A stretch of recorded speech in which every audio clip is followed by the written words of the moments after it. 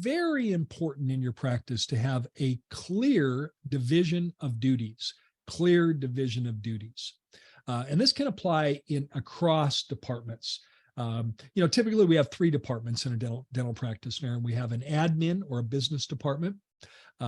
We have an assisting department, and we have a hygiene department.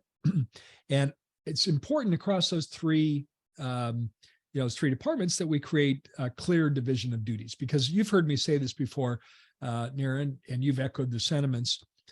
If everybody's doing it, nobody's doing it. Nobody's doing it. And it was, very often team members don't understand what the division of duty. They look at it like, well, I work from 8 to 5 and I do whatever it takes. And this could be really good-hearted employees, good-hearted team members that want to contribute to your practice. And yet they're looking at more a matter of doing my time from 8 to 5. And that's my job, as opposed to any kind of focus on something very particular that they can drive and they can own and they can have accountability for. Very different, very different. And another phrase or another saying I think we both have used in the past is, being busy doesn't mean you are being productive or effective, right? These are totally 2 different things. Right. You can be really busy, just do stuff, but at the end of the day, there's nothing to show for. In other words, it didn't really make a difference.